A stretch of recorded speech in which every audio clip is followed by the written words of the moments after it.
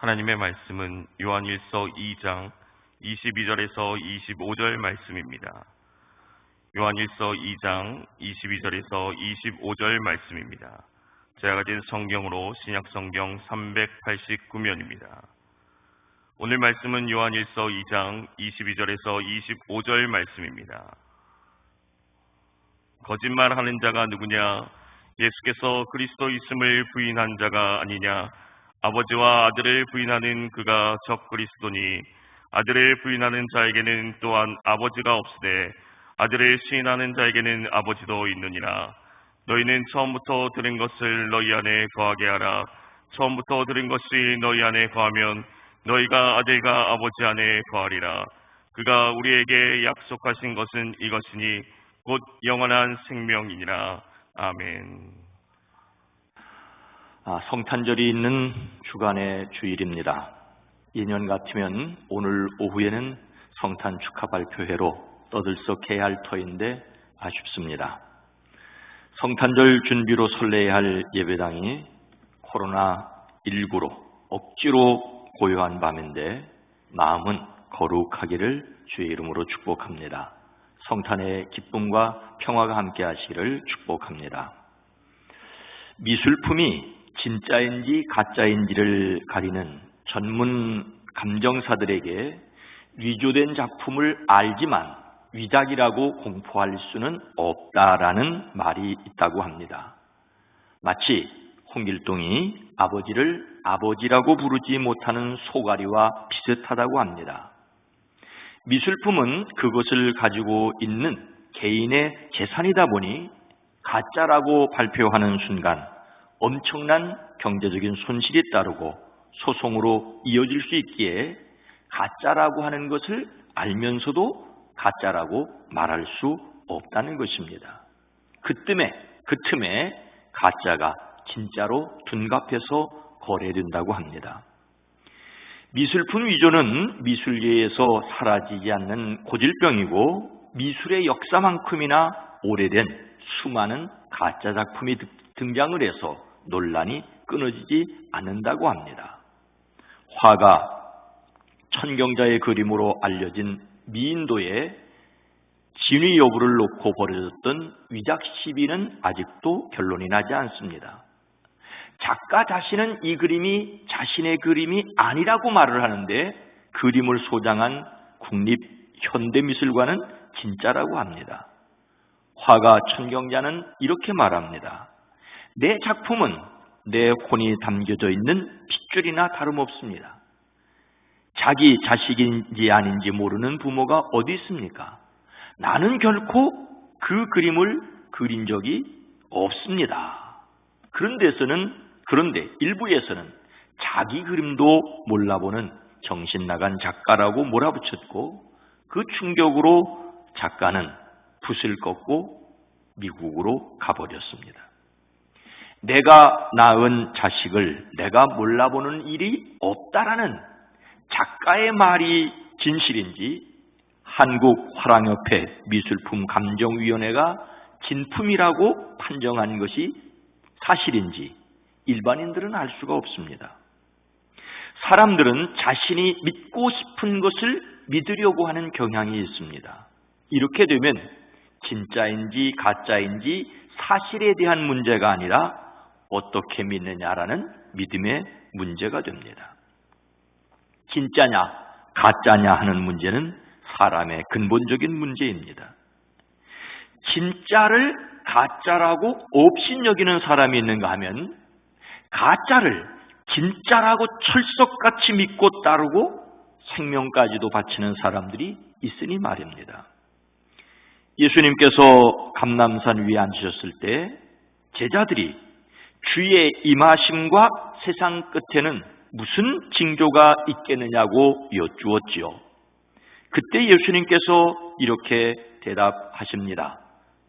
누구에게든지 속지 말아라. 많은 사람들이 내 이름으로 와서 말하기를 내가 그리스도라고 말하며 많은 사람을 속일 것이라고. 또 거짓 예언자들이 많이 일어나서 많은 사람을 미혹하게 할 것이라고 말씀하십니다. 미혹한다, 속인다는 말은 방황하여 헤매게 한다는 뜻입니다. 안개 속에서 길을 잃고 헤매는 것처럼 정신적으로 갈피를 잡지 못하고 넋을 놓고 있는 것처럼 무엇인가에 홀려 진리에서 벗어나는 경우를 가리킵니다. 예수님은 이것을 조심하라고 하십니다. 오늘 말씀은 예수님의 재림을 기다리는 사람들이 조심해야 할 것이 무엇인지를 말씀하십니다. 우리가 조심해야 할 것은 무엇일까요? 세상에는 어떤 사람들이 있습니까? 22절 말씀입니다. 거짓말하는 자가 누구냐? 예수께서 그리스도이심을 부인하는 자가 아니냐? 아버지와 아들을 부인하는 그가 적 그리스도니. 오늘 말씀에는 요한 서신을 기록한 사도 요한의 지극한 마음이 드러나 있습니다. 하나님께서는 이런 요한의 마음을 통하여 오늘 우리에게 말씀하십니다. 마치 부모가 어린 자녀에게 말하듯이 어린이 여러분, 지금은 마지막 때입니다 라고 마지막 때의 한 특징을 말씀하십니다. 그것은 바로 적그리스도가 많다는 것입니다. 예수님께서 제자들에게 세상에 적그리스도가 나타날 것을 말씀하셨지요. 그리고 그 말씀대로 예수님을 대적하는 사람들이 생겨났습니다. 그들은 교회에 함께 있다가 교회를 나갔지만 교회를 공격합니다. 그들은 교회에 함께 있었지만 진정한 교회가 아니었습니다. 그들이 주장하는 거짓된 내용은 무엇일까요? 예수님께서 세상에서 활동하실 때 사람들의 관심은 저 예수님이 그리스도이신가 라고 하는 것이었습니다. 그리스도라는 말은 메시아와 같은 말로 기름 부음을 받은 자라는 뜻입니다. 구약의 예언자들이 오시자고 예언한 바로 그 메시아를 그리스도라고 하십니다. 유대인들은 메시아가 오셔서 그들을 구원해 줄 것을 기대하였습니다. 그런데 예수님께서 놀라운 기적을 일으키시자 사람들은 예수님을 메시아라고 여겼습니다. 그러나 예수님은 사람들이 생각하는 그런 메시아가 아니셨습니다. 당시 사람들은 오직 그들만을 위한 메시아, 유대 민족을 로마에서 해방시켜줄 구원자를 기대했습니다. 먹고 사는 문제를 해결하고 병을 고쳐주기를 바랬습니다. 온 세상을 위한 그리스도, 사람을 지배하고 있는 근본적인 문제인 죄와 죽음과 사탄의 문제를 해결할 그리스도를 사람들은 생각지도 못하였습니다. 로마 권력을 의지하여 자신의 자리를 지키려는 사람들에게 예루살렘 성전에서 드리는 그 예배가 하나님을 섬기는 유일한 길이라고 생각하는 사람들에게 예수님은 걸림돌이었습니다.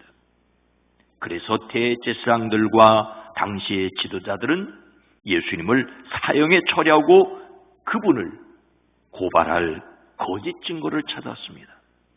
많은 사람들이 나서서 거짓 증언을 하였지만 예수님은 잠자코 계셨습니다.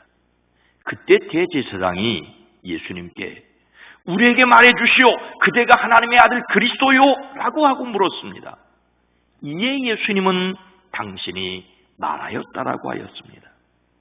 예수님은 사람들의 온갖 고발하는 말에는 아무런 대답도 하지 않으셨지만 그리스도냐라는 질문에는 분명하게 대답을 하셨습니다. 그러나 그들은 자신들이 묻고 예수님이 대답하신 그 말씀을 믿으려고 하지 않았습니다. 도리어 이제 우리에게 이상 증인이 무슨 필요가 있겠소 하며 빌라도에게 사형시켜달라고 하였습니다. 예수님을 그리스도로 기대하고 따르는 사람들이 있었으나 그리스도라고 주장했다고 십자가에 달려 죽게 만들려는 사람들이 있었습니다. 그런데 놀라운 것은 그렇게 죽으심으로 세상 죄를 지셨고 다시 살아나심으로 그리스도이심을 증명하셨습니다. 그래서 처음 교회가 외쳤던 말은 예수님이 바로 그리스도시라는 것이었습니다. 그런데 여러분, 예수님을 믿고 따르는 사람들인 교회 안에서 예수님을 좋은 선생님으로 믿을 수 있지만 사람의 문제를 해결하는 그리스도라고는 믿지 못하게 하는 사람들이 있었습니다. 바로 오늘 말씀에서 예수님께서 그리스도이심을 부인하는 자입니다. 부인하다는 말은 거절하다는 말입니다. 세상은 예수님이 그리스도이심을 부인합니다. 예수님께서 이 세상에 계실 때에는 자신들의 욕심 때문에 예수님을 그리스도라고 인정하지 않는 권력자들이 있었습니다. 부활하시고 승천하신 후 재림을 기다려야 할 때는 그 가르침을 실천해야 한다는 것을 지나치게 강조한 나머지 예수님을 단지 좋은 선생님일 뿐이라고 주장하는 사람들이 있었습니다. 이런 사람들은 예수님을 이분을 믿는 사람에게 하나님의 자녀가 되게 하시는 그리스도라고 믿지 않았습니다. 교회를 바르게 하겠다며 교회를 지나치게 윤리적인 잣대로 비난하는 사람들도 마찬가지입니다. 그리스도인들이 바르게 살아야 할 것은 은혜 받은 사람들로서 마땅하지만 먼저 예수님께서 그 은혜의 통로임을 믿어야 합니다. 성탄절은 예수님께서 그리스도로 이 땅에 오신 것을 축하하는 교회의 명절입니다. 모든 사람들이 이 날을 축하할 수 있기를 원합니다. 그리스도로 이 땅에 오신 예수님으로 기뻐하는 사람들이 되기를 주님의 이름으로 축복합니다. 예수님을 그리스도로 믿지 않는 것은 적그리스도, 안티그리스도, 예수님을 거부하는 것입니다. 예수님을 인류의 위대한 스승으로 인정한다고 할지라도 하나님께로 나아가는 길인 예수님을 믿지 않은 것입니다. 그 결과는 무엇일까요? 23절 말씀입니다. 아들을 부인하는 자에게는 또한 아버지가 없으되 아들을 시인하는 자에게는 아버지도 있느니라. 예수님께서 그리스도라고 믿는 것은 다른 면에서 예수님을 하나님으로 믿는 것입니다. 예수님께서 그리스도이심을 부인하는 사람은 거짓말하는 사람이며 아버지와 아들을 부인하는 사람은 적그리스도입니다. 여기에서 중요한 것은 아버지와 아들을 같은 하나님으로 믿는다는 것입니다. 예수님은 하나님이십니다. 우리나라를 비롯해 동양권에 사는 사람들에게 예수님이 하나님의 아들이시기 때문에 예수님은 하나님이시라는 논리는 좀 이해하기가 어려울 수 있습니다. 왜냐하면 아버지와 아들은 같을 수가 없다는 생각이 지배하고 있기 때문입니다. 아버지와 아들은 엄연히 격이 다르다는 생각부터 들기 때문입니다. 그래서 우리식으로 생각하면 안 됩니다.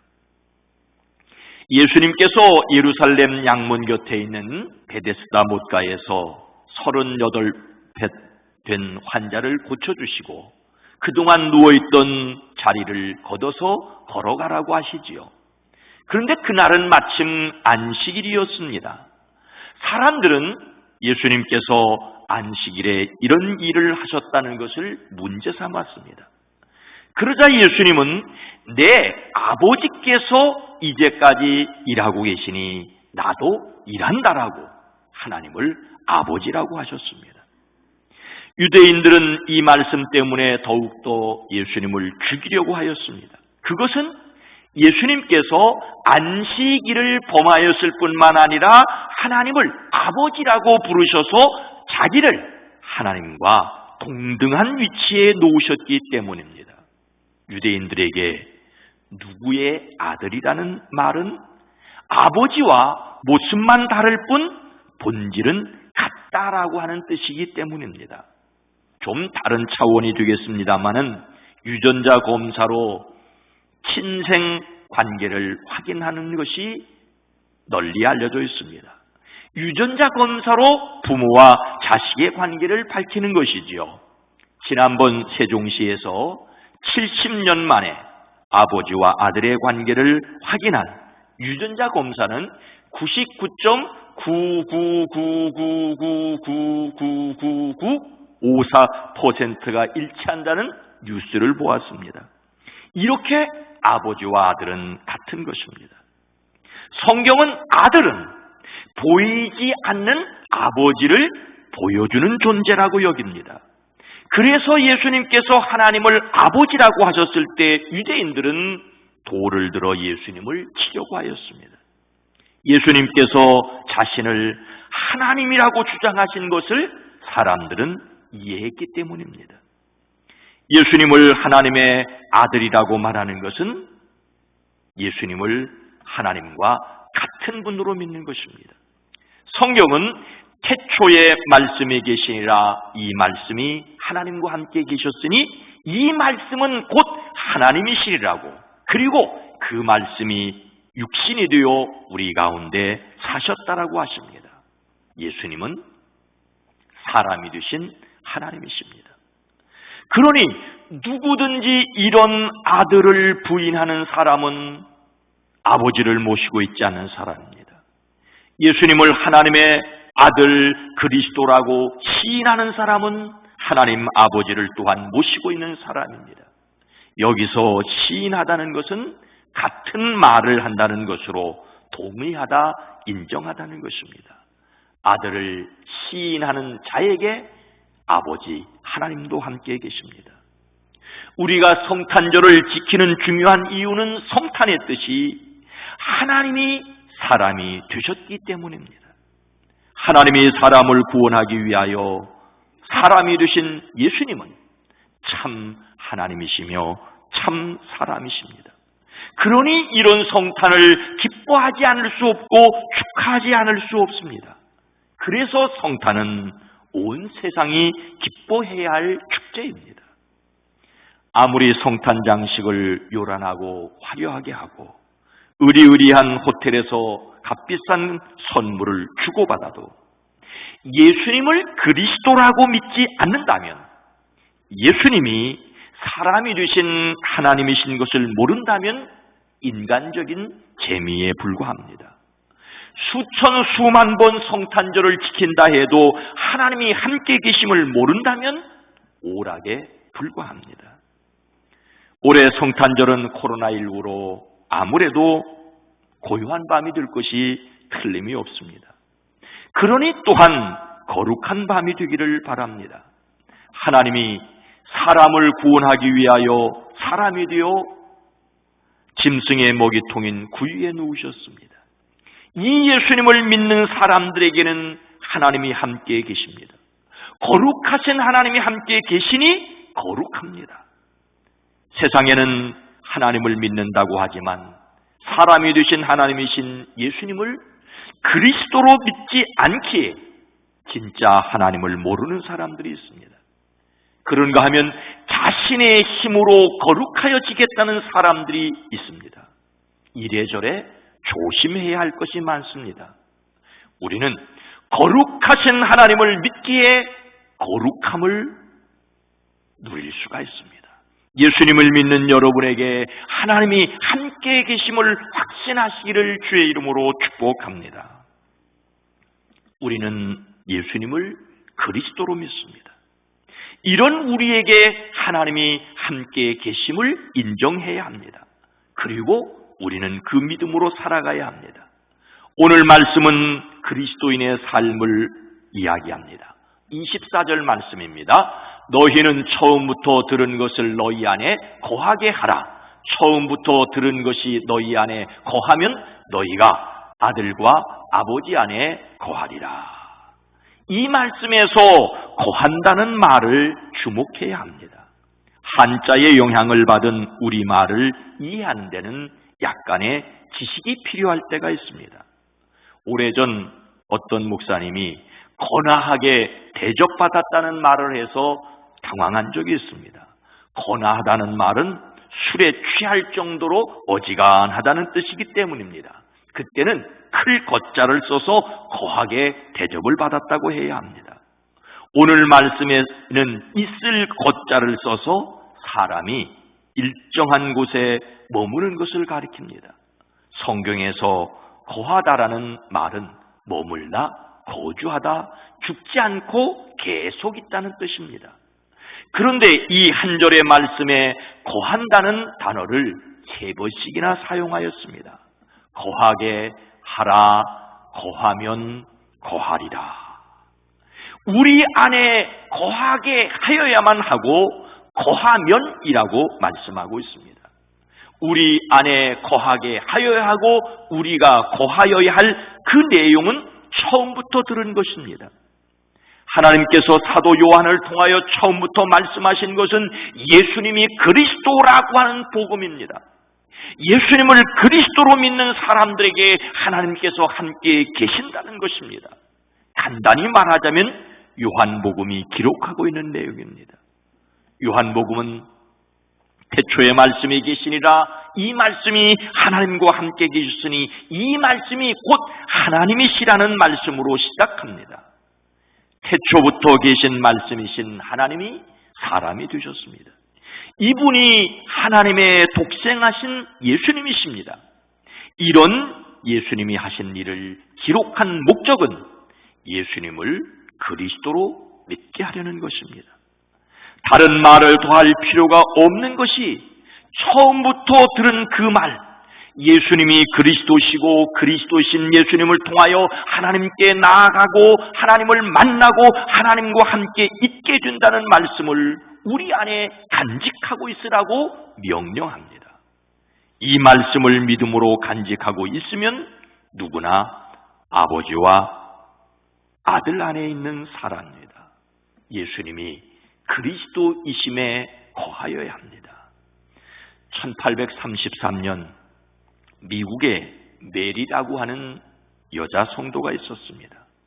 그는 1843년에 예수님이 재림하여 세상이 끝난다고 선포했습니다. 이 말을 믿고 따르는 사람들이 2만여 명이나 되었습니다. 그들은 1843년 약속하신 날 모두 흰옷을 입고 뉴욕에 모여 예수님을 환영하는 준비를 하고 기다렸습니다. 그러나 아무 일도 일어나지 않았습니다. 그 후 메리는 자신의 계산이 좀 앞섰다며 1847년이라고 다시 수정하여 선포했습니다. 역시 그 해에도 아무 일도 일어나지 않고 조용히 지나갔습니다. 재산과 토지를 팔고 가족을 버리고 뉴욕에 모였던 추종자들은 실망하고 그녀를 떠났습니다. 그러나 메리는 다시 한번 1873년에 예수님이 재림한다고 선포하였습니다. 이번에도 많은 추종자가 있었고 그들은 뉴욕에 모여 매일 예배를 드리며 예수님의 재림을 맞을 준비를 했지만 아무런 일도 없이 지나갔습니다. 그 후 메리도 죽었습니다. 그러나 다른 메리가 생겨났고 사라지고 다시 나타나고 앞으로도 계속될 것입니다. 우리나라에도 나타나고 현재도 주장하는 사람들이 있습니다. 거짓 선지자들이 일어날 것이라고 예수님께서 말씀하셨기 때문입니다. 우리는 조심해야 합니다.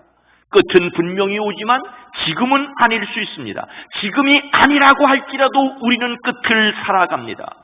그 끝날 시간을 아는 것은 우리의 영역이 아닙니다. 예수님이 죄와 죽음과 사탄의 문제를 해결하신 그리스도이심을 믿고 오늘 우리는 살아가고 있을 뿐입니다.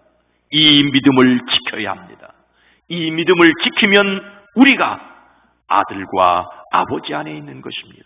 이런 믿음을 가질 뿐만 아니라 이런 믿음으로 살아가야 합니다. 거하게 하라. 거하면 거하리라는 말씀을 잊지 말아야 합니다. 이것은 우리의 삶에 예수님이 함께 계신다는 것이고 하나님과 교제를 통하여 그 뜻을 이 땅에서 실천한다는 것입니다. 믿기는 하겠는데 믿음으로 살지 못하겠다는 말을 조심해야 합니다. 믿음으로 살지 않아도 된다고 생각하는 것일 수 있기 때문입니다. 믿는 대로 살지 못하면 믿음이 없다고 하는 말도 조심해야 합니다. 자칫 자신의 공로로 구원을 이루는 것으로 생각하고 자신을 대견스럽게 여길 수 있기 때문입니다. 우리는 다만 예수 그리스도를 믿음으로 살아가는 것일 뿐입니다. 사랑하는 성도 여러분, 오래전 눈보라가 몰아치는 미국 동부의 철길을 달리는 기차 안에서 한 여인이 아기를 안은 채 자신이 내려야 할 정거장을 놓칠까 봐 불안한 표정으로 서성거리고 있었습니다. 그때 한 신사가 그 정거장을 가르쳐 줄 테니 염려 말라고 했습니다. 여인은 신사에게 감사하다며 안심하고 자리에 앉아 아기를 돌봤습니다. 그리고 한참 후 기차가 멈추자 신사는 빨리 내리라고 여인을 재촉했습니다. 여인은 눈보라 속에 내렸고 기차는 출발하였습니다. 잠시 후 신사는 몹시 당황했습니다. 그 여인이 내린 곳은 여인이 내려야 할 곳이 아닌 허벌판, 건물도 없는 임시역이었습니다. 신사가 돌아오면서 확인한 것은 엄마와 아기가 눈보라 속에서 얼어 죽었다는 이야기입니다. 다른 사람에게 베푸는 친절이 잠시 그 사람을 평안하게 할 수 있지만 결국 죽게 한다면 무슨 소용이 있겠습니까? 이 이야기를 제가 자주 생각하는 것은 영혼을 인도하는 사람의 무거운 책임감 때문입니다. 예수님이 그리스도라는 믿음에서 흔들리지 마시기를 바랍니다. 그리스도로 오신 성탄절이기 때문에 우리가 축하하고 기뻐해야 한다는 믿음에서 흔들리지 마십시오. 여기에 영원한 생명이 있습니다. 그가 우리에게 약속하신 것은 이것이니 곧 영원한 생명이니라. 아멘. 거룩하신 하나님, 자비로우신 주여, 우리가 이 성탄절을 축하하고 모든 사람에게 알리려고 하는 것은 예수님, 그분이 바로 우리의 모든 문제를 해결하신 그리스도이시며 하나님께로 나아가는 유일한 길이 되심을 믿게 하셨기 때문입니다. 우리의 이 믿음도 하나님의 은혜요 놀라운 선물인 것을 감사합니다. 어떤 때 어느 형편에서도 이 믿음에서 흔들리지 않게 하옵소서. 이 믿음을 가졌기에 또한 예수를 위하여 살아가는, 하나님의 뜻을 위하여 살아내는, 때를 따라도 없는 은혜 가운데 굳게 서는 저희 모두가 되어지게 하옵소서. 예수님의 이름으로 간절히 기도드리옵나이다. 아멘.